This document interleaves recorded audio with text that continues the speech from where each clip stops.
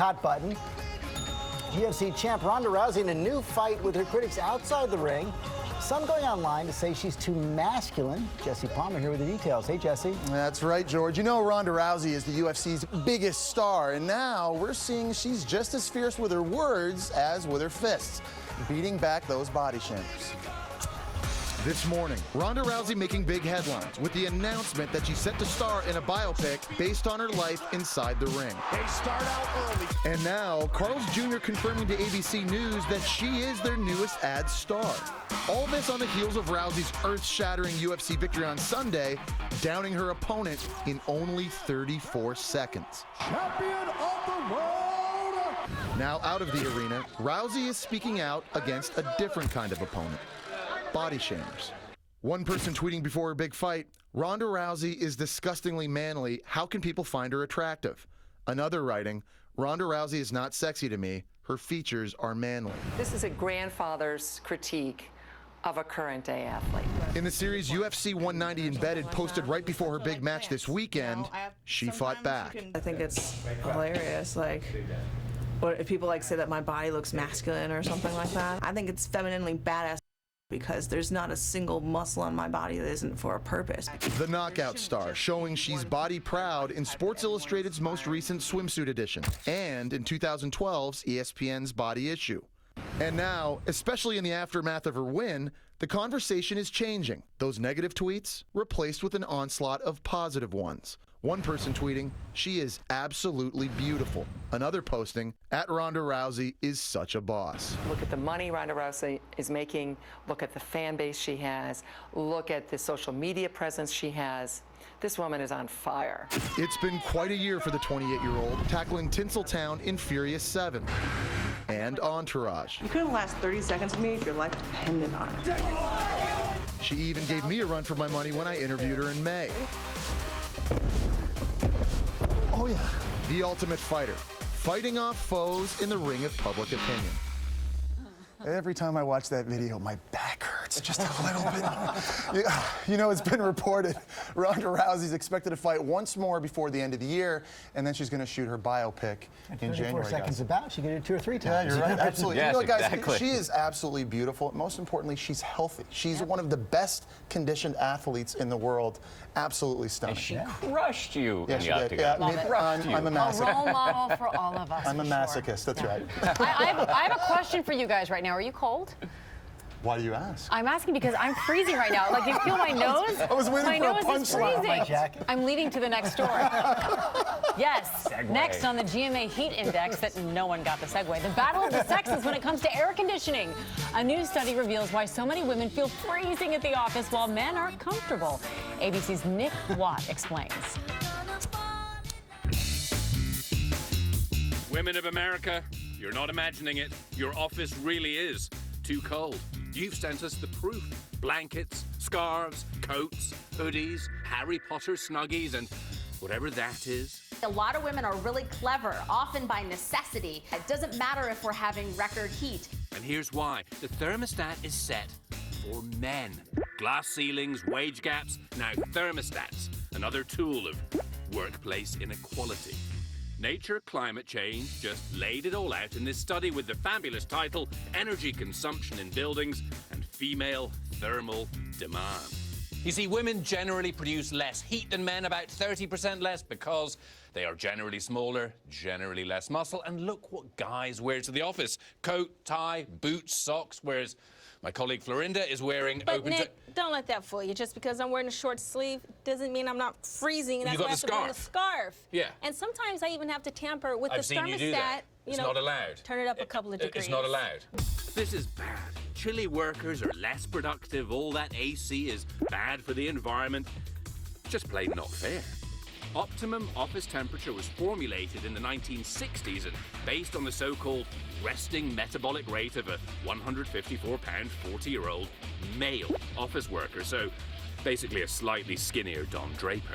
I'm not going to let a woman talk to me like this. Office sexism and drinking at work have since fallen out of fashion. Women are now half the workforce, so shouldn't we also jack up the heat? This is definitely not a women's problem. We have to adjust the temperatures, not adjust our clothing. Until the thermostat is turned up in solidarity, I'm going to wear this sleeping bag at work every day. Let's see how the man feels about that. For Good Morning America, Nick Watt, ABC News, Los Angeles. Wow, there's a lot of people at work there that day. That's a clever piece. I love that. it Thank you, Nick. always. We want to know, do you work in an office that is always super cold? Tweet us photos of you bundled up in your freezing office with the hashtag Social Square. And in fact, I think even here in the studio, we can confirm it's freezing for us ladies here, right? There's Patty and we have Kate all bundled up as well. So You've been walking around all morning doing I this, have, legitimately. but I also think you guys are in suits, Yeah, and that's a big I think that makes a huge difference. All right, we figured it out.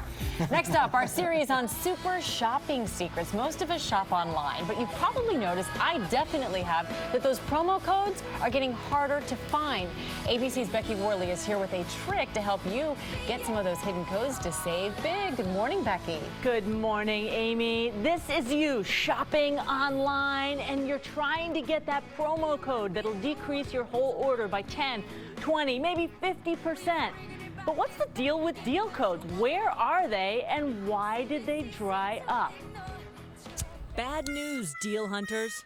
A study by email marketing company ListTrack says discount codes, especially those in email campaigns, have decreased 45%.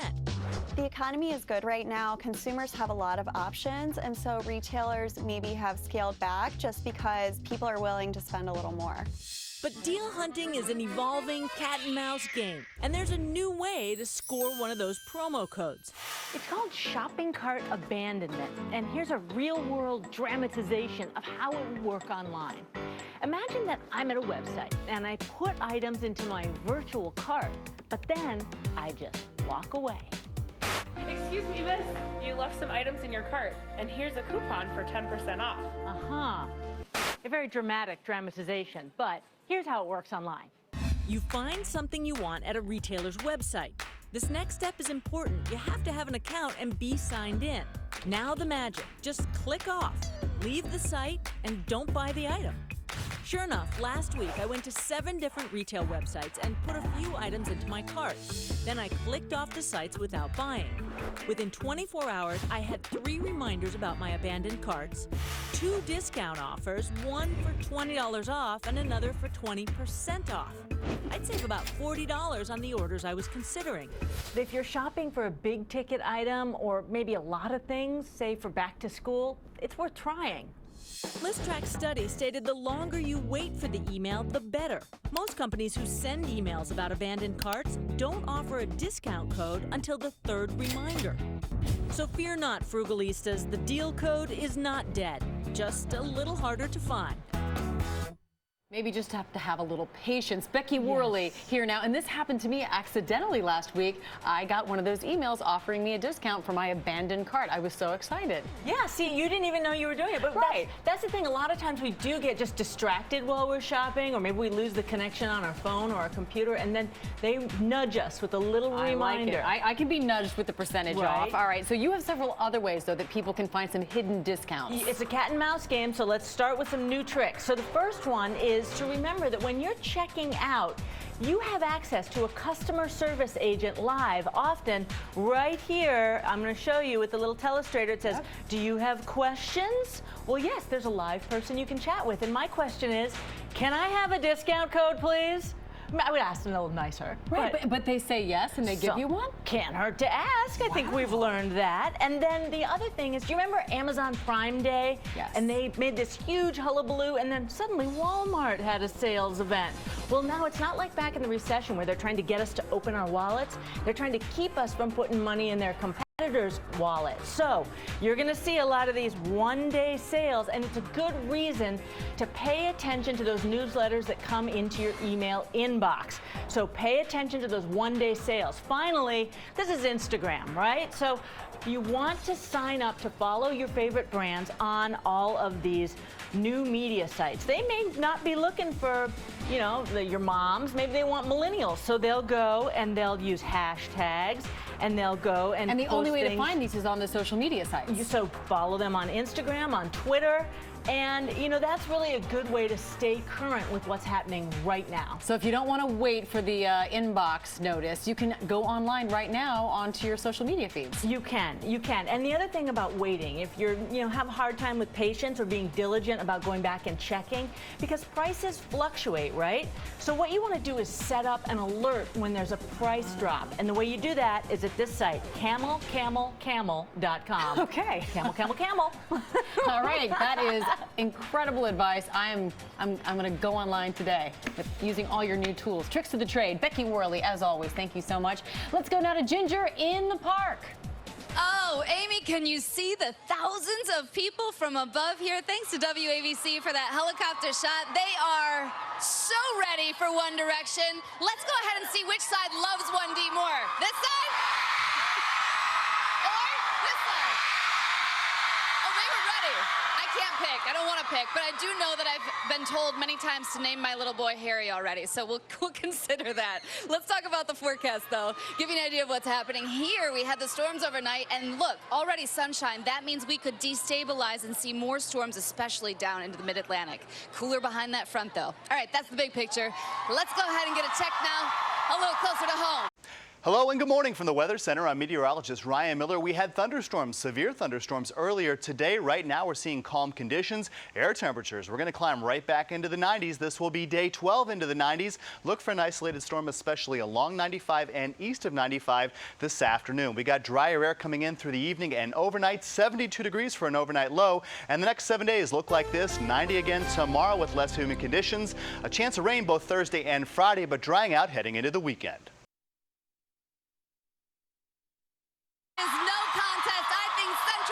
Just loves One Direction, and they will be singing their new single coming out. But for now, let's go ahead and get into Lara.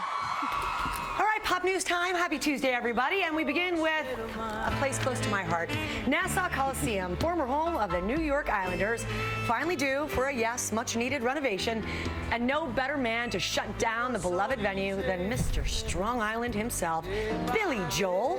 Tonight, the Piano Man will play a sold-out send-off for the 43-year-old arena. Joel played the Coliseum 31 times, including his very first ever big show. He says he remembers it like it was yesterday. The Coliseum's also hosted, Johnny Cash, Led Zeppelin, Paul McCartney, Frank Sinatra, Madonna, Elvis, just to name a few. I'm not bragging about my homeland.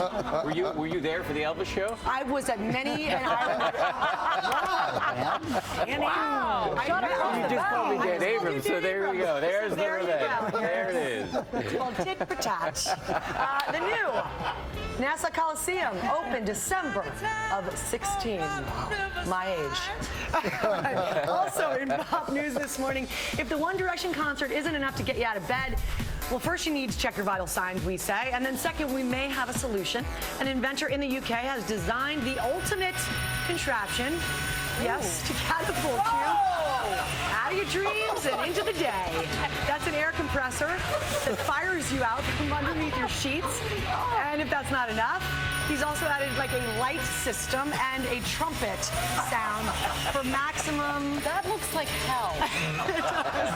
that sounds like a lawsuit waiting to happen. But the trumpets and the alarms for maximum. The guy woke up in a full suit, by the way. Yeah, does that happen as well? He's trying to get a Kickstarter fund, so he's trying to say that it will really jumpstart your day. Inventor, not an entrepreneur. He thinks people will want to wake up like that? I can't imagine. But as morning people, we know that some days something like that is necessary. Helpful, no doubt. Yeah. No doubt. And you know, the morning commute can be despicable for all of us. But before you start complaining, how do you think these folks feel? No luck for these Irish drivers who came face to face with a massive minion blocking a roadway in Ireland. Motorists found themselves face to face with the 30-foot inflatable. It got loose, it floated along the road and through fields until someone decided to go all vector on it and deflate the big fella. No word yet on who managed to misplace their mega minion, but a source close to the story had this to say. Happy Tuesday, everybody. One Direction coming up. Excited. All right, I found the cutest One Direction fan right here. And we have fans from Miami. She just had jaw surgery. Everybody here is so excited. So everybody stay right there. When we come back, One Direction is going to perform live here in the park, only on GMA. This summer, put some good in your morning. He's got the smile, right? Got it. And it gets even better when you add Flow Rider.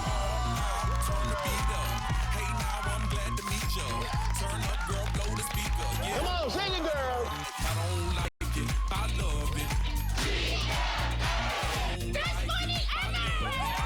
Say good morning, America. This week, the Made in